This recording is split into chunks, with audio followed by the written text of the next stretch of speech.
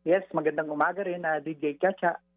Yes po. Sir, ito nga po itong nangyaring sunog diyan po sa Navotas Sanitary Landfill. Para lang po mas maintindihan ng mga kapatid natin, kapag sinabi nating under control, ano po bang ibig sabihin nito? Ang ibig sabihin po ba niyan wala na talagang active fire or meron pa tayong mga hotspots na binabantayan po diyan sa area? Dahil po sa lawak ng facility, no, ito ay nasa 41 hectare, ay confined siya within the area. Pero ongoing pa rin po ang ginagawang firefighting operation natin.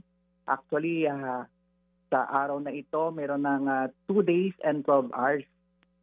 Kagabi, nag-pull out yung BFP personnel natin sa area dahil medyo lumakas yung hangin at lalong nag-zero visibility.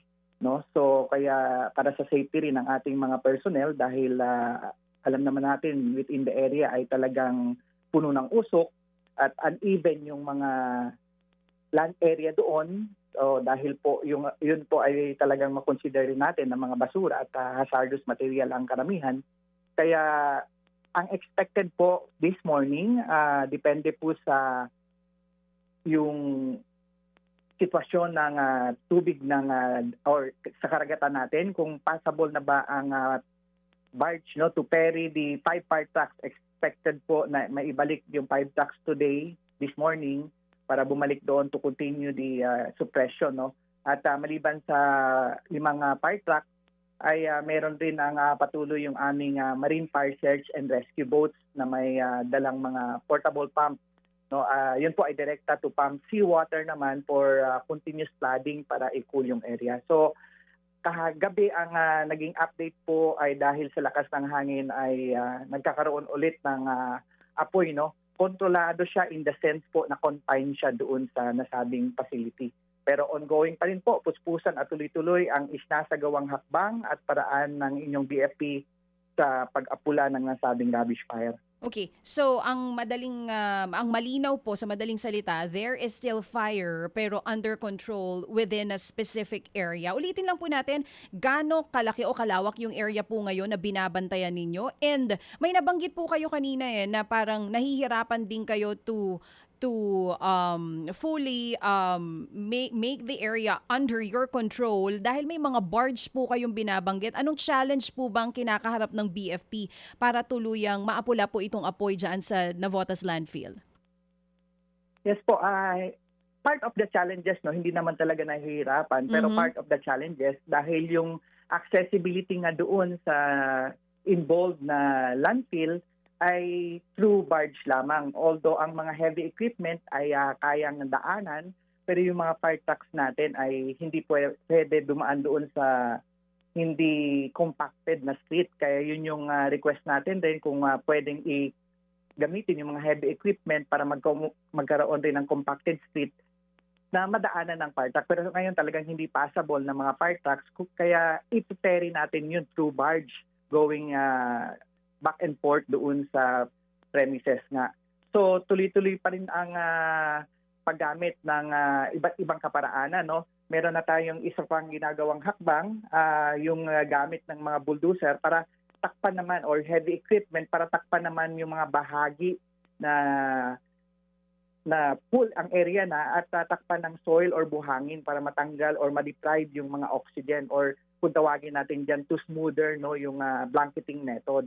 So tutulong din yon para yung soil or buhangin i-absorb yung init. No? So yun po ang measure or isa pang hakbang na gagawin natin aside doon sa patuloy na cooling method gamit nga yung 5 fire truck at na tayo no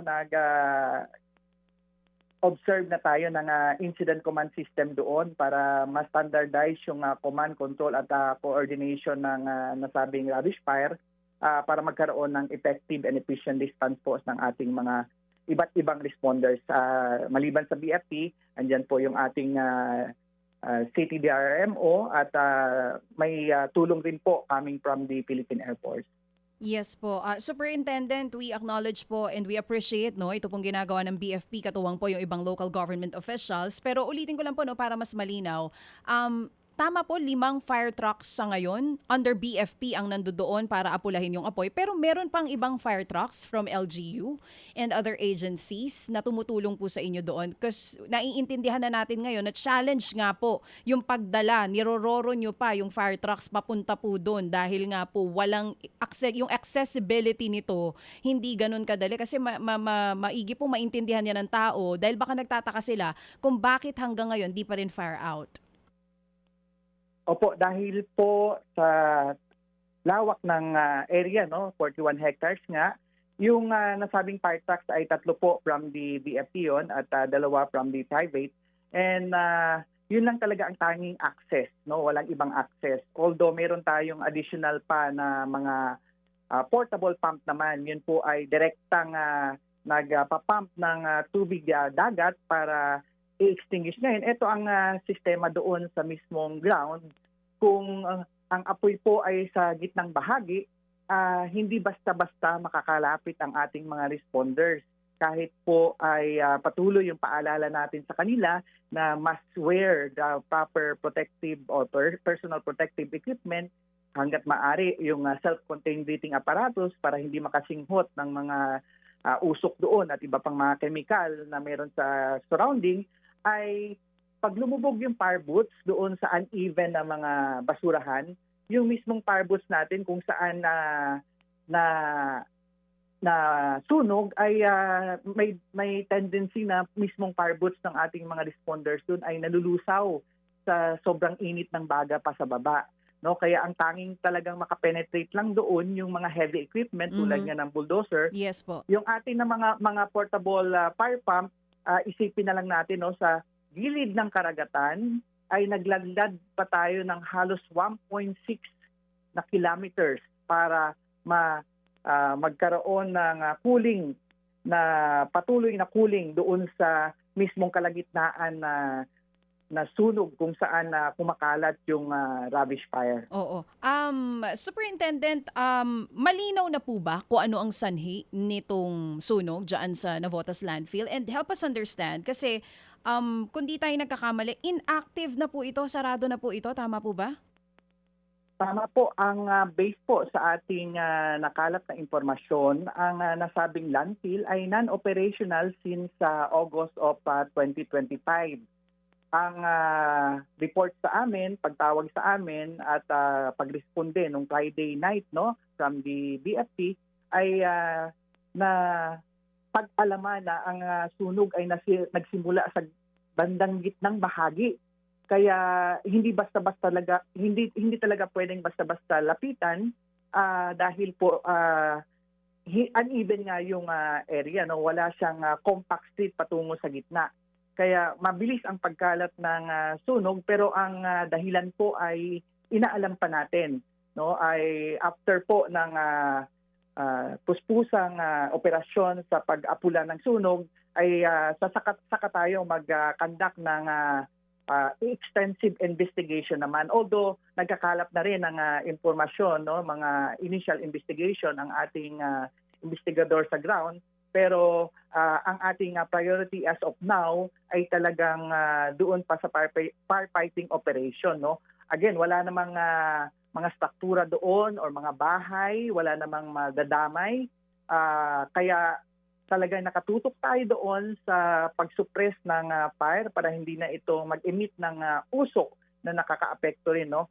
So, yun po ang ginagawa natin. Ang cause po ay under investigation pa. Pero alam naman natin yung mga organic waste na yan, pag na-decompose na yan at hindi nga operational, ay nag-generate yan ng mga methane gas sa baba. Kaya very possible po ang halimbawa spontaneous combustion o di kaya kahit yung mga dinidiscard ng yung mga butane na lighter pag na-expose ng matagal sa init, no, ay pwede rin yan sumabog. So kung titingnan din natin ang sitwasyon ng nakaraang mga araw, ay wala tayong naulat na any ulan, no? At napakainit, no? For how many days na ay napakainit ng paligid. Kaya isa yun sa mga factor. Pero again, hindi pa siya conclusive ang dahilan ng sunog or cause. ito po ay iimbestigahan pa ng inyong BFP po. Opo. Superintendent, hindi natin niro-rule out na dahil din sa tindi ng init ang dahilan, ano? Pero sige, antabay po kami kung ano talaga ang dahilan kung bakit nagsimula po itong sunog dyan sa Navotas. Pero curious lang po ako, pagka po ba ganyang inactive na ang isang landfill at sarado na, paano po ba, may monitoring pa rin po ba dapat from the LGU and may pagkukulang po ba dun sa naging maintenance and post-closure measures nitong nagha-handle, nitong landfill na ito? On that matter, DJ Chacha, no, mas maganda siguro yung authority na lang, authorized na lang na unit ang Oo. dapat natin na tanungin kasi on our end naman ay sinisiguro lang natin na yung safety measures diyan ay ino-observe at kung talagang hindi naiwasan ay kami po ay handang nakaantabay palagi at handang lumisponde para sa anumang sakuna diyan o sunog halimbawa ng naidulot na yan. Yes po. So, Superintendent, yun po. oo. Yes Oo, po. either ano ito, Navotas LGU or DENR po siguro no, will find time to reach out to them. Tapos po, Superintendent, kanina nabanggit nyo, there's no structure. Wala rin naman po mga residente dun sa area. Pero may mga staff po ba itong landfill? Accounted naman po ba silang lahat? Paano po yun? Or dahil inactive na, wala na talagang tao doon? Wala namang naulat na any casualty or fatality or injury. At kung may pasilidad man doon, I believe yun po ay for security purposes only. So again po, wala naulat sa amin na any that's good. injury po. Oo. So at talagang ang base sa initial na investigasyon natin ay talagang non-operational po pag-respond ng ating mga responders sa site po. Superintendent, as we speak now, mausok pa rin po ba doon sa area at umaabot pa rin po ba yung usok sa parts of Metro Manila, lalo na po doon sa may parte ng Ubando, Bulacan? Kamusta po? Kagabi po dahil nag-pull out yung personnel natin dahil lumakas ang hangin kagabi, no? Sa pangunguna yan ng ating District Fire Marshal doon ni Senior Superintendent Carbonell at kakatuwang yung City Fire Marshal na si Fire Superintendent Andiso. Dahil nga po medyo delikado sa ating personnel ay bumalik sila sa land, no, at yung hangin ay nagdulot na naman ulit ng oxygen or nag-trigger to ignite again yung mga baga sa ilalim na nagkaroon ulit ng apoy. So inaasahan natin na today, no, as early as today, kung passable na yung mga barge sa tide, no, so high tide ang ina-expect natin ay makakabalik na doon yung ating mga more or less mga nasa mahigit 50 po na BFP personnel. Wala pa doon included ang iba pang mga ahensya tulad ng local government unit and other private organization. Superintendent, magandang umaga po. Si Maricel po ito. Sir, pakipaliwanag nga po sa amin kung paano po yung sistema ng operasyon ng ating mga firemen. I understand, of course, concern natin yung safety nito pong 50 personnel na nabanggit po ninyo. Pero hindi po siya 24 hours na pagpatay ng sunog kasi may mga consideration po tayo sa weather, sa hangin. Tama po ba? Yes po, Ma'am Maricel, no, tulad kagabi nga, nag-decide po ang ating incident commander na unsafe na po mga bandang alas 8 onwards ng gabi ay unsafe na po para sa ating mga personnel doon na mag-continuous ang operation dahil po sa hangin. Kasi po we make sure rin ang ating personnel ay always working doon sa downwind, no, hindi doon sa salubong sa usok kundi doon kung saan palayo yung usok. Pero pag malakas ang hangin nga, nagbabago-bago ang hangin kaya hindi rin safe. Kaya they decided na balik muna, no, at babalik ulit this morning po. So, kumbaga nasa isang area sila, depende kasi sa buga ng hangin. Ganun po. Yes po, pinapalibutan natin hangga't maaari yung lawak, no, ng sunog, no. Pero again, no, at the same time meron tayo doon safety officer na talagang making sure na walang mapahamak na mga responders natin. Kaya kung ano po ang medyo unsafe na surrounding ay inuuna natin din ang safety ng ating mga BFP responders po. Sir, ito pong 50 BFP responders natin, sabay-sabay ito mula umaga hanggang gabi. Yes po, kasi tanging barge lang po ang kaparaanan pagpunta doon, except po sa aming mga fireboats, kung tawagin yung aming marina, fire search and rescue boats ay rumisponde din po doon. Kaya aside po sa mga ferry or yung barge nga, yung Roro, ay may access din tayo sa aming fireboats po. Kailan po pumapasok dito yung Philippine Air Force, sir? Kasi kanina may nakita rin tayo na video na tumutulong na 'di ba? Yung parang pang-aerial para mapatay yung sunog. Yes po, kung sa koordinasyon sa baba natin ng Incident Command System nga, once available po ang resources or asset ng ating Philippine Air Force at talagang kailangan pa, that's the time po nakikipag-coordinate doon sa ating Incident Command System at nagpatuloy yung ating ginagawang doon na pag-drop ng bucket din ng water. Sir, sabi po ninyo kanina, under control yung sitwasyon. Gaano pa po kahaba yung tansya natin bago po ito ma-fire out? Sa ngayon po ay talagang hindi natin masabi hanggat kailan ito tatagal. Pero rest assured po ang ating public that we will not leave the premises until the rubbish fire will be totally suppressed po. Iba't ibang kaparaanan, halimbawa niyan yung gamit yung bulldozer natin ay hinahalukay din ang mga exposed na baga sa ilalim gamit yung mga heavy equipment nga at patuloy yung ginagawa natin na cooling through the fire pump at saka yung ating mga fire truck. Pero So yun po ang maasahan. Yes po, maasahan ninyo hindi namin to iiwanan hangga't hindi ito totally ma-extinguish kahit po usok na nai-emit ay gagawa natin ng paraan ng totally po ay wala ng ganitong insidente. at na-appreciate naman po namin ng BFP dyan, sir. Pero nabanggit nga po ninyo kanina, nakadagdag po sa factor ng sunog yung init, pero kasi may mga na-dispose na lighter na baka isa sa dahilan kung bakit po nagkaroon ng sunog. If that's the case, sir, ano yung assurance na hindi ulit mauulit itong sunog na to once na fire out? Kasi kung hindi pala tayo sigurado kung ano-anong chemical yung nandyan. Yes po, kaya nga po yung isang kaparaanan na ginagawa natin, yung nabanggit natin na blanketing, yung Sa pagtakip bulldozer. po ng mga soil at saka or sand po na available or putik po sa area na yan. Kasi po mag-serve siya as blanketing, so madideprive ng oxygen. So talagang hindi siya basta-basta makapag karoon ng apoy pag in the absence po ng oxygen through that smothering method. Sir, nabanggit po ninyo kanina yung na-dispose na lighter. Baka isa siya sa dahilan kung bakit po nagkaroon ng sunog. Para rin dun sa kaalaman ng ating mga kababayan, paano ba dapat yung tamang pagdidispose ng lighter? Kasi syempre, di ba, pag gumagamit ka naman sa bahay o kung saan, pag ubos na ayaw ng gumana, tatapon mo lang naman talaga sa basurahan eh. Baka mali yung ginagawa natin.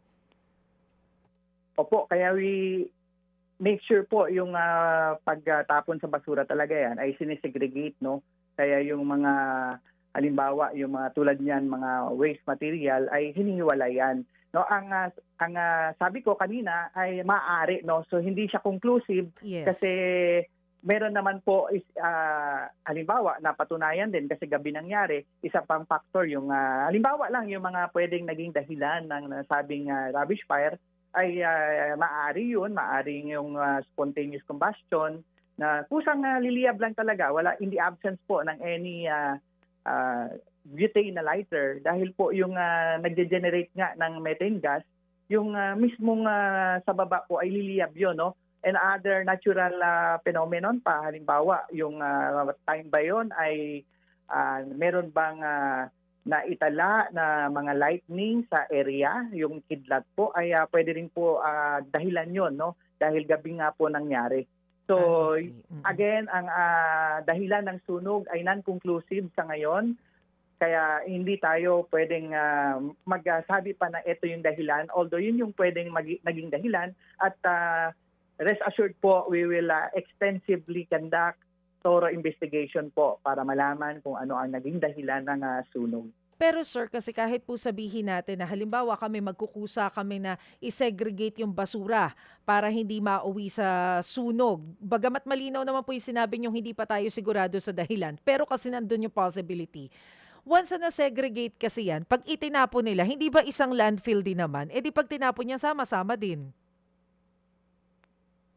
On that matter, Ma'am Maricel, no, I cannot Yes, I I'm not in understand. authority po Mm, to mm, mm, mm. to answer that kung paano yung management po ng disposal natin. Opo. Pero yun po ang ating advice sa publiko na Mm-mm. yung mga pwedeng i-recycle na area ay segregate natin para hindi siya basta-basta mapupunta sa kung saan-saan. Opo. I understand, sir, na hindi naman po yan sakop ng BFP. I just had to make that point. Kasi kahit na tumulong kami doon sa segregation, True. kung sama-sama rin naman, ganun din, baka pagmulan din siya ng sunog. Pero, sir, bagamat hindi pa po natin alam kung kailan posible talagang maging fire out, ito pong sanitary landfill dyan sa Navotas, oras po na ma-fire out siya, yun pong tindi ng usok. Usually, gaano po yan katagal bago mawala para po sa kaalaman ng mga affected areas?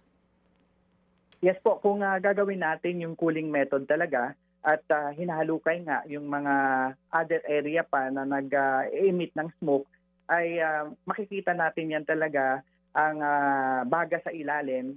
Kaya pag talagang fire out na yan, ay automatically ay halos wala nang mai-emit na usok yan. No? Maliban nga sa cooling system na ginagawa natin to quenching or using the water, yung takip nga natin ng mga buhangin or soil para talagang totally i-deprive natin ng oxygen. So in the absence po of baga or fire, ay wala na rin pong usok. So matatanggal agad siya?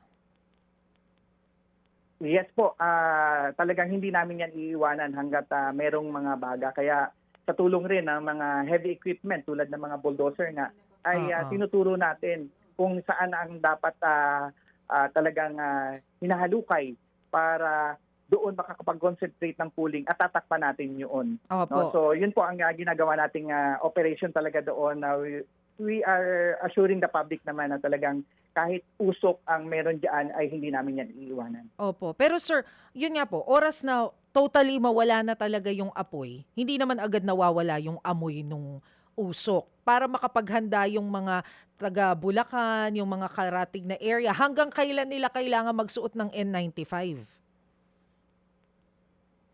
Pagdating po dyan ay meron naman tayong Environmental Management Bureau na nagpapaalala at meron din tayong mga respective LGU no na minomonitor ang hangin sa paligid. So yun po ano na lang tayo. Tumalima na lang tayo doon sa advisory ng mga concerned agency po. Pero again, kung masuppress na yan, wala na yang usok no. Kung usok per se ang pag-usapan. Na hindi pa natin sure ngayon kung kailan kasi ongoing pa rin po yung ginagawa ng BFP. Superintendent, nangyari na po ba itong sunog sa Navotas landfill in the past? And gaano po katagal bago na fire out kung nangyari man? Based on our data, meron na nangyaring sunog no last March no diyan sa landfill, pero naapula naman agad no, hindi tulad ng ganito na sobrang tumatagal po halos sa 2 days and 12 hours na nga Yeah, po. pa 3 days na po tayo. So sir, Yes po. March this year or last year po yan? This year po based This on our year lang. data at Oo. naka-respond din ang ating BFP doon at naapula naman agad. Ilang araw po inabot bago naapula yung sunog nitong nakaraang nangyari dyan po sa landfill? Hindi naman na araw ang inabot po at naapula naman within the day lang. So ibig sabihin mas malaking area ngayon ang nasusunog kaya nahihirapan din po ang BFP na maapula yung apoy. Sir, with your investigation since hindi pa natin talaga alam ang root cause nito, yun po bang last na nangyari sa March tapos na ang investigasyon doon? Ano pong pinagmula ng sunog noon?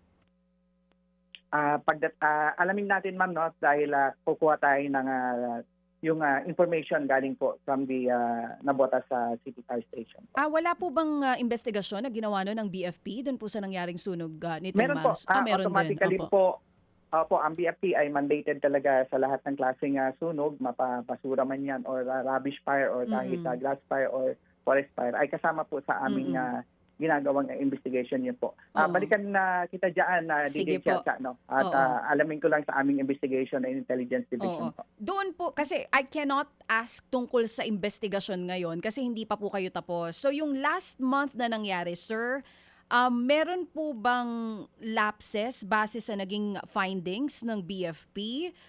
Sino pong magiging may accountability po ba kahit anong organisasyon o kumpanya doon sa nangyaring sunog last month? Kasi we understand na walang structure at bahay doon, pero po yung pinsala na ibinibigay po nito doon sa mga residente sa Obando, sa Quezon City at sa iba pang parte ng Metro Manila, matindi. Yung Saturday na usok nga po umabot hanggang sa EDSA So doon po sa naging investigation po natin last month, sir, sino pong may kapabayaan kung meron man? Meron po bang mananagot dun sa nangyari last month?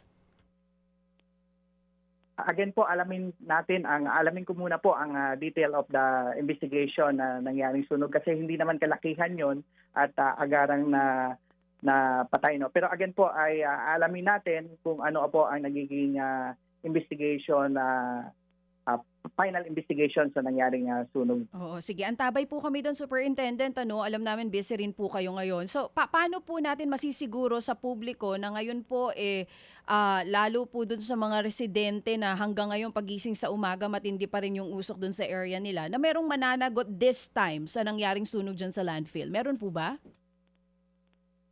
Part of the investigation natin at kung meron tayong nakita, if ever, ay i-consult natin sa aming legal po to study the facts of the case po. Oo. And sir, usually with the investigation po ng BFP, gaano katagal bago po ito ma-finalize? Usually po ang ating based on our standard operating procedure ay nasa 45 days po kasi kasama yan yung mga laboratory testing ng mga ashes and debris na i-undergo natin sa ating arson laboratory section para malaman kung ano ang mga nakikitang flammable or combustible materials sa nasabing mga debris po. Oo, sige. Superintendent, aantabay po kami. Hingin po namin yung kung meron man, kung pwede kami makakuha ng kopya doon po sa nangyaring investigation ninyo last month sa sunog din dyan sa Navotas landfill.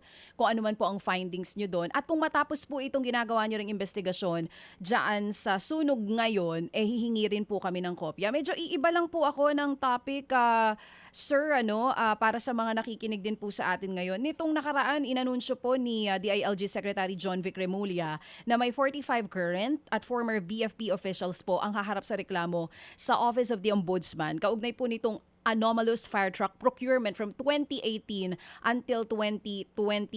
Kamusta na po, sir, ang investigasyon nyo dito? And medyo madami-dami po ito na nakahanap na po ba tayo ng mga kapalit nitong taong ito? We are still awaiting po sa formal charge. No? Kung na-formally charged man, ay handa naman po ang ahensya namin na tumugon agad at makipag-ugnayan kung ano man kailangang ginagawang investigasyon po. So ito po ay nasa DILG po. So when it comes to that matter po, ang ating DILG po ang nakakaalam kung ano na po ang current or ang kasalukuyan na status po. So sa ngayon po, wala na po itong mga officials na ito? Wala na sila dyan sa BFP? Sa 45 kasi po, meron ng mga patay doon at meron na rin pong mga retired at meron din pong mga active. So yung mga active po ay wala pa namang any order from the higher sa aming DILG, no, at nasa serbisyo pa rin po. Meron pa pong mga nasa serbisyo. Paano po natin sisiguruhin na hindi makakaapekto ng ilan po sa mga pinararatangan still with under BFP na hindi po makakaapekto yung investigasyon na ginagawa ngayon?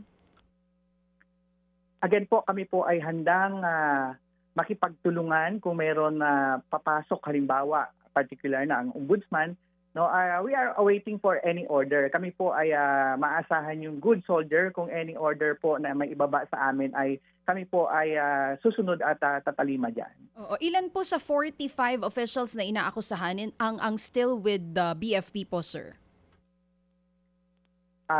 Hindi ko po siya na sort out, no, pero again may mga retired na doon at ang patay na po ay 2. Okay. Sir, ngayon po, ngayon sa BFP, meron po ba tayong binago dito sa procurement natin ng fire trucks just to be sure na hindi na nauulit yung mga ganong alegasyon? May nabago po ba sa sistema? Yes po, bagong member na po ang nasa back natin sa with the directives na rin po ng ating DILG Secretary, no, at gayon din po ng ating bagong OIC na si Fire Chief Superintendent Wilberto Rico Neil A. Quanchu. So meron po tayong binago sa sistema. Ano po yun exactly para po siguruhin na wala na tayong pinapaboran ng mga suppliers? As of now po, wala pang any bidding and procurement po. Okay. Simula po nung nag-announce si DILG Secretary Remulla, hindi pa ulit nagkakaroon ng bidding? Yes po, wala pa po tayong na decent procurement pagdating sa fire truck, no, at wala pa rin pong any bidding. So, andyan po yung previous policy pa rin, no, at in-enhance natin at bagong member po ng Bids and Award Committee po. Ilang fire trucks ang meron po ngayon ng BFP, sir? Nasa mahigit 3,000 ang specific na number po kasi may mga depleting na rin po at saka ibig sabihin mga more than 15 years. Wala dito sa detalye ko pero mahigit 3,000 po ang fire trucks nationwide owned by the BFP po. Is this enough or plano nyo po in the future kung mapapayagan na mag-procure pa ng mas madami at mas bago po sana?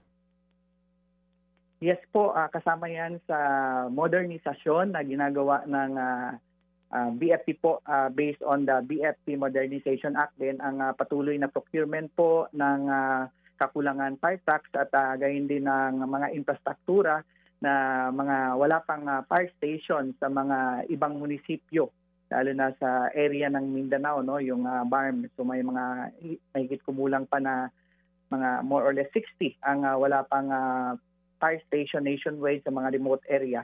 So kasama ang fire station ay yes po, kailangan din po ng at least one fire truck sa isang fire station. At maliban doon, yung mga depleting natin ng mga fire trucks ay kailangan na rin pong palitan kasi may mga beyond economic repair na rin po.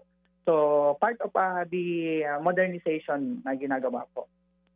Sir, sorry, gaano kadami yung mga depleting na fire trucks natin? Again po, pagdating dyan ay wala pa po yung numbers natin. Yes po, nasa kasi ang fire trucks natin ay nasa 3,715. Yes, opo. No? Opo. So yung depende kasi diyan sa category 10 years at 20 years. So it's sinesort out pa natin kung ano yung mga kahit mga 30 years. So kung ano doon talaga ang beyond economic repair at saka yung mga talagang depleting na kailangan na rin talaga dahil sa tagal ng taon ay kailangan ng palitan. Although hindi pa siya beyond economic repair, ibig sabihin ay maaasahan pang operational pero talagang sabihin natin ay may katandaan na. Sir, sorry, tama yung dinig ko sa'yo, 30 years? Meron tayong fire truck na 30 years na? 20 years plus. 20. Mga ganun po. Matanda na rin yun. Pero sir, I understand ang ating Fire Prevention Month ay March. Kaya lang po kasi sa sobrang init ng panahon ngayon, meron ba tayong bagong assessment when it comes dun sa dami ng mga fire cases, fire incidents na naitatala po ng BFP? Again po, no, ang prevention campaign na ginagawa ng inyong BFP hindi lang naman buwan ng Marso. Ito po ay buong taon, although ini-intensify natin ang prevention campaign during March dahil sa pag-observe nga ng Fire Prevention Month. Pero continuous po ang ating prevention campaign whole year round at lalo na itong Abril kasi kung basihan natin ang data sa loob ng 5 taon o kahit yung 20 years, ay April po ang pinakamataas na insidente ng sunog. Ito po ay halos umaabot ng Oo. 3,000 no, Oo. monthly. Kaya meron tayo diyan programa nung Oplan na Ligtas na Pamayanan dati ay naging obligasyon na para sa ligtas na bayan, no? So yun po ang patuloy nating ginagawang programa sa prevention, no? At yun nga lang, medyo sabihin natin na in observance po ng austerity measures din pagdating diyan sa mga prevention aspect tulad ng mga public information campaign na iikot-ikot yung park tulad ng Licorida ay we temporarily suspend it. So talaga nakatutok tayo diyan sa mga other means, no, tulad ng other quad media, so social media para sa information campaign.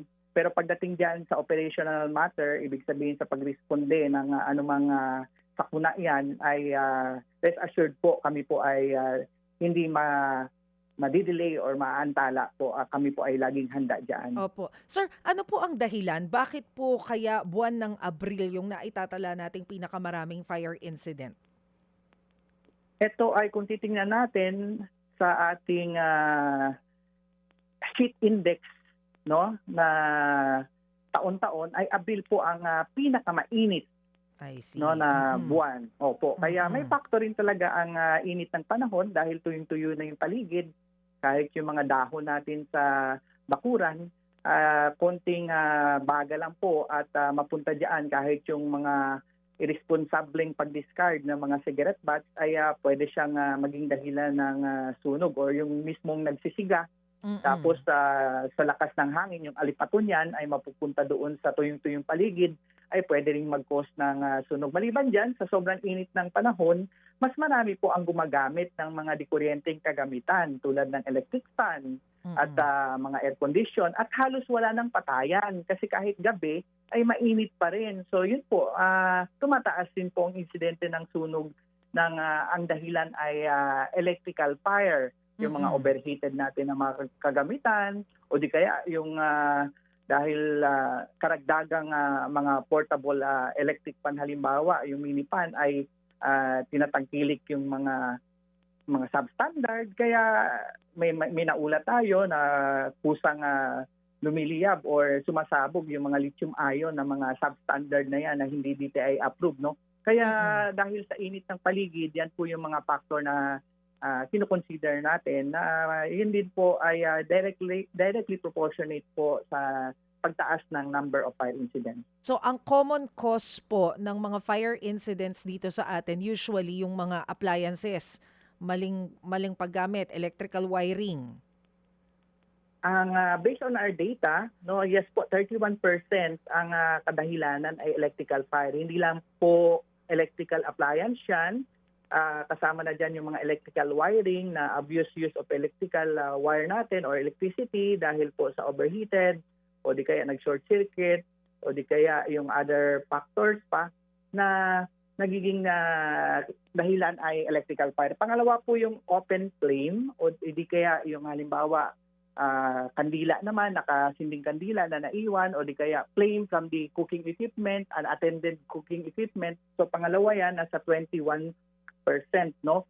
So yan po ang dalawang nangunguna na dahilan ng sunog. Kaya diyan rin po tayo nakatutok sa obligasyon sa Bayan Ligtas na Pamayanan na programa ng inyong BFP, no, ay hindi lamang to programa, ito ay talagang panawagan para magkaisa po ang taong bayan at lahat ng community para sa mas mapoprotektahan natin ang ating mga ari-arian sa lalo na sa anumang pwedeng maging dahilan ng sunog at para ang bawat pamilya ay ligtas po sa mga anumang sakuna.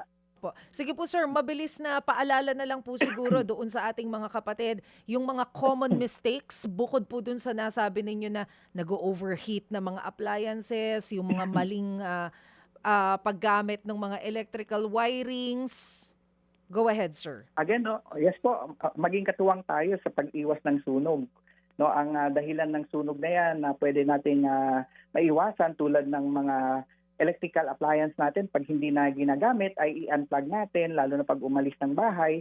At huwag tayong mag-iwan na nakamagdamag na charge, huwag tayong mag-overload ng mga ating mga dikuryenteng kagamitan. No? Yung isang outlet diyan ay huwag nang dagdagan na napakarami pang extension cord dahil prone din yan sa pwedeng maging overheating or overloading.